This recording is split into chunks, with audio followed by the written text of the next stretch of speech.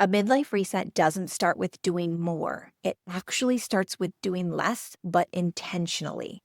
Most women get stuck in this place because they try to change everything at once. This is how you are going to start differently.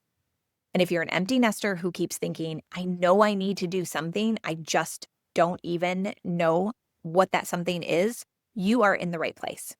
So, first, you have to stop convincing yourself that everything needs to be fixed. Because what most women do is look around their house and think, okay, the closets are bad, the kitchen's annoying, the paper piles are stressing me out, and honestly, my whole life feels a little off. So I guess I need to deal all of it all at once. And then what? Nothing, right? You shut down, you grab your phone, you tell yourself you'll start tomorrow or next weekend or whenever you have the energy. And if you're in premenopausal era, menopause, or postmenopause, that freaking energy is never coming. It's never going to magically appear. So you don't need to fix your whole house, and you definitely don't need to spend your entire Saturday or several days being miserable trying to tackle the clutter in your house. Right now, the goal is to stop being stuck. Do you feel stuck? The second thing you need to do is you have to stop thinking of this as decluttering, because none of us actually want to declutter, right? That sounds horrible, because most empty nesters, it's not really about the stuff. It's about walking past a closet and thinking, why the hell do I still have this? Or opening a drawer and feeling weirdly annoyed for no clear reason. Your house is still set up for the busiest years of your life, those mom years, the years you were running on fumes and where everything was about everyone else. And now life's quieter. The house is quieter. They've moved out. They have their lives, all on their own. We've done our jobs as moms, and you need to remember that that's a good thing. But your house didn't get the memo.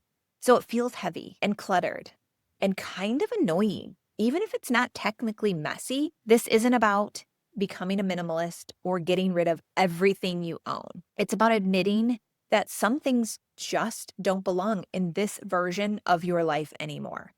And that doesn't make you wasteful. It makes you honest.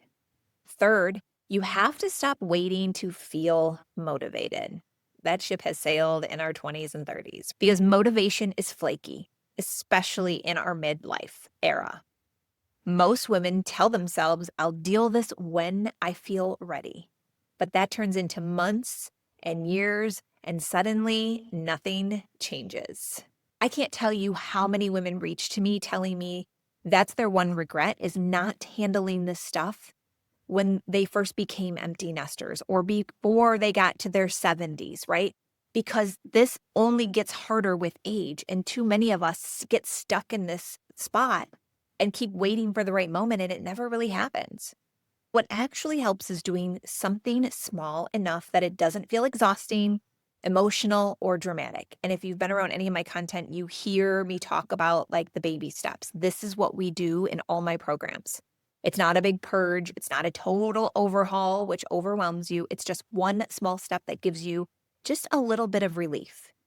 And the relief is exactly what creates the momentum. It's amazing how that happens. It's not motivation.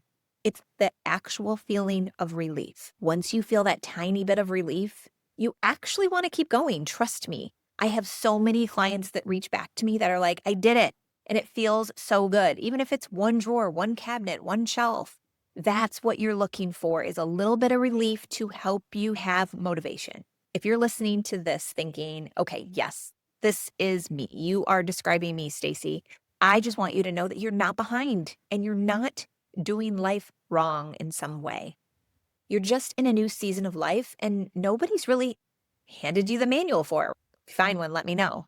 It's kind of figuring it out. But in the next video, I'm going to show you exactly where empty nesters should start decluttering, because starting in the wrong place is usually why most people quit. And I don't want you quitting on yourself. So if you're done with the quitting, I'll see you in the next video.